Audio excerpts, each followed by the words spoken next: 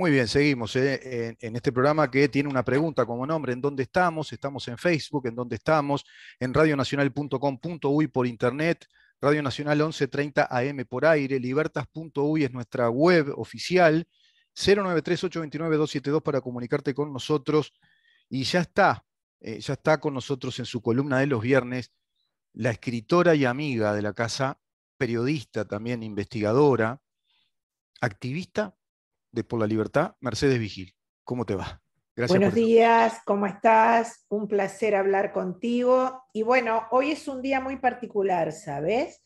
Porque anoche la Fundación del Libro en Argentina, que es quien organiza la Feria del Libro de Buenos Aires, nos proscribió la actividad en la que íbamos a hablar sobre los derechos humanos el día 4 de mayo a las 19 horas. Igual la vamos a hacer porque esto se viralizó en el diario La Nación, en página 12, y nos llueven, gracias a Dios, ofrecimientos de todo tipo y lugar para realizar. Pero esto es un punto de inflexión. Yo diría que esta proscripción, lamentablemente, porque todos lamentamos, cada vez que hay algo que erosiona la calidad republicana de una de nuestras patrias latinoamericanas, Sí, nosotros, no nos ponemos contentos, sino que nos disgustamos. claro. Esto, pese a que puso el tema de la libertad y Mm, el tema de la vandalización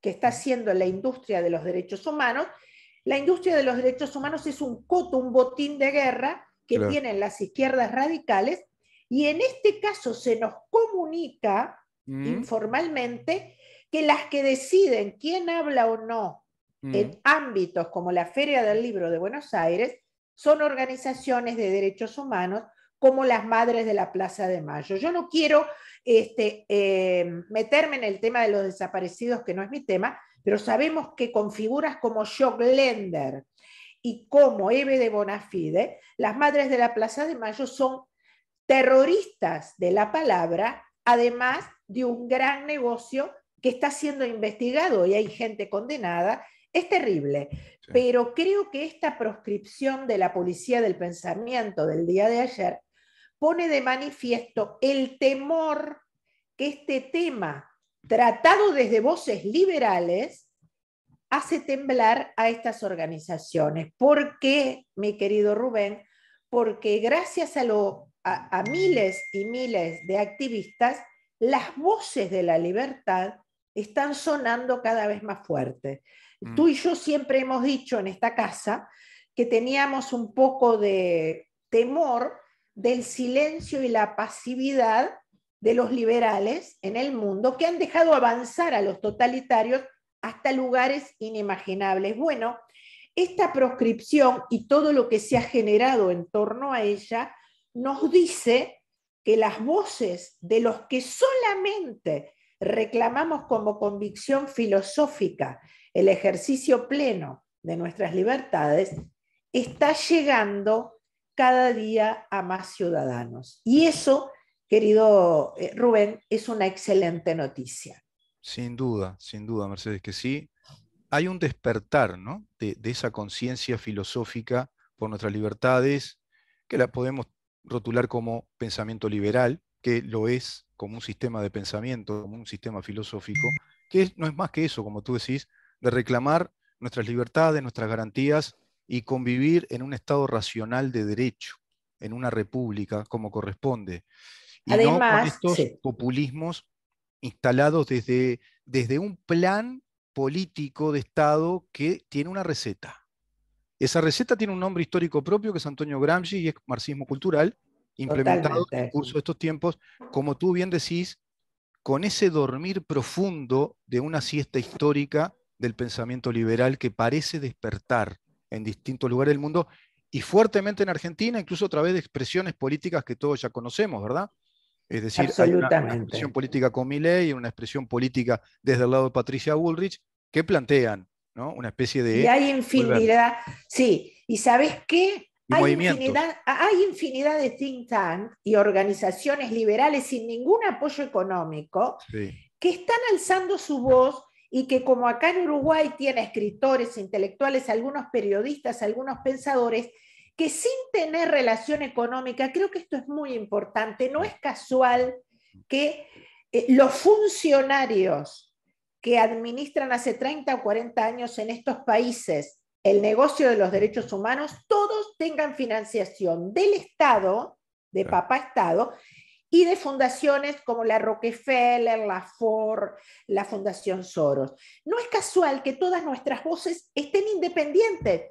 Yo no recibo un peso del Estado, pero tampoco he aceptado el patrocinio de ninguna fundación internacional. Y creo que eso es a lo que más temen. Porque no olvidemos, Rubén, que hace 20 años que esta gente se ha acostumbrado a mandar dinero a los periodistas, a los políticos, a financiar campañas. Su única base es el poder coercitivo del Estado y el dinero. Exacto. Y entonces, cuando las voces empiezan a alzar gratuitamente y liberalmente, sin nadie que te llame por teléfono para decirte lo que tenés que decir, la cosa se vuelve inmanejable. Cuando vos no manejás, cuando vos no manejaste, ¿qué pasó después de la alta y la baja Edad Media, cuando empezaron a aparecer la Revolución Inglesa, la norteamericana, la francesa? Claro. Escaparon los pensadores al poder del monarca, al poder del papa. Ahora estamos escapando al poder no solo de papá Estado, porque queda en evidencia y los nombres y los apellidos están saliendo en público, sino también no aceptamos la dirección ni el financiamiento de organismos internacionales ni de fundaciones internacionales. ¿Y por qué los digo juntos? Porque tanto la OEA como la ONU, como la Corte Internacional de los Derechos Humanos, hace más de 20 años que son organismos privados que viven y subsisten, y sus observadores también, de los dineros de la Fundación Rockefeller, solo. Bueno, son organismos privados que dictan sentencias a gusto de quien los financia. Entonces, cuando aparecemos gente individual como nosotros, que con un pasaje de buquebús y nuestra tarjeta de crédito nos ofrecemos a colaborar en una mesa como esta redonda, a hablar de los derechos humanos, ahí la policía del pensamiento empieza a actuar. Y fíjate tú que, por ejemplo, Página 12 y otros periódicos argentinos, no La Nación, que Seferino Real hizo ayer un artículo sobre este tema muy interesante, pero la mayoría de los medios, que son de los mismos dueños de lo que financian a los organismos de derechos humanos, nos tildan de conspiranoicos y de negacionistas, y dicen que vamos a hablar de los desaparecidos y de la prisión o la liberación de los militares, cuando el tema es la violación de los derechos humanos. Y por supuesto que están los militares metidos adentro, pero también están las víctimas de las leyes de género que Agenda 2030 ha instalado, están las víctimas de gobiernos como Venezuela, Nicaragua, Cuba y ahora Chile. Lamentablemente, el liberalismo de Occidente ha tenido que ver entregado hasta Chile últimamente y nuestros países a las fuerzas radicales de izquierda para advertir que el peligro del que venimos hablando nosotros hace 30 años nada tiene que ver con una conspiración, sino con un plan que está en el Foro de San Pablo. Tú fíjate una cosa, que los medios de prensa que justifican nuestra actividad suprimida en Argentina dicen que somos negacionistas, cuando son ellos los negacionistas. Rubén, estamos a 38 años de la perestroika de Gorbachov, que lo primero que hizo, además de eliminar la doctrina, la perestroika fue la parte, el glasnost, perdón, la perestroika fue toda la parte económica, y el glasnost lo que liberó las corrientes de pensamiento, eliminó a la doctrina marxista-leninista como del partido único del Estado, liberó los medios de comunicación y, fundamental, liberó la libertad de pensamiento y expresión, y liberó más de 100.000 documentos en donde estos señores y las madres de Plaza de Mayo desconocen y hacen ellos son los negacionistas. En esos documentos que hace 40 años, 38, se desclasificaron, dice con claridad cómo los movimientos y la guerrilla urbana latinoamericana fue financiada por la URSS, por Libia y por Cuba. O sea que los negacionistas que niegan que en la Guerra Fría hubo 2 demonios, porque hubo 1000 demonios, Sí, pero sí, que los movimientos terroristas vinieron armados desde Rusia, Libia y Cuba para eliminar nuestras democracias, ya no se puede discutir. claro. Increíblemente, los grupos que presionaron para eliminar la discusión liberal sobre los derechos humanos nos tildan de negacionistas en los copetes de la prensa y son ellos los negacionistas. Es Claro. increíble, pero esto dentro de todo es una mala señal para las democracias, pero es una buena cosa para que los grupos de liberales que se están peleando. Mm. Yo hace mucho tiempo que lo digo y lo digo en estas cámaras, en este micrófono, que los liberales tenemos que dejar de buscar a los idénticos y reunirnos los semejantes. ¿Qué es Claro, lo que ha hecho la izquierda para ser poderosa? claro, En claro. cambio, tenemos, y en Argentina es la prueba más evidente, grupos de diferentes economistas liberales que se están peleando, insultando, Mm. cuando no se dan cuenta que nos unen los valores de la libertad y que el enemigo está del otro lado, en las Exacto, fuerzas radicales totalitarias de exacto. izquierda.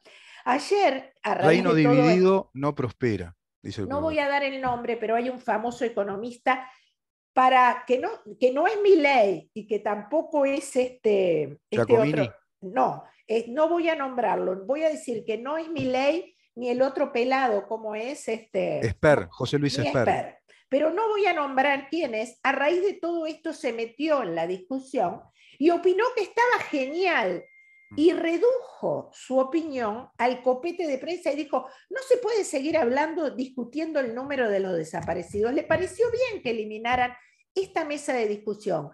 A mí me pareció tan terrible y Sí, volví a sentir lo que he dicho en este micrófono hace mucho tiempo, que el problema de los liberales está en muchos economistas que se creen que enamorados del economicismo, si sí, hacemos una liberal, si liberamos la economía, el resto está hecho. Y no se fijan ni siquiera en lo que pasó con Piñera. El claro, país con mejores guarismos económicos, que venía aplicando hace 30 años una liberalidad económica brutal, cayó en manos del comunismo porque los economistas en general, no es el caso de Sper ni el caso de Millet, se olvidan de la batalla cultural. exacto, Entonces exacto, les comen el coco a los exacto. estudiantes durante 7 generaciones y pasa lo de Chile, que termina un país rico y con el menor índice de desigualdad de toda América Latina en manos de un régimen que es un desastre y a las 24 horas lo estamos viendo.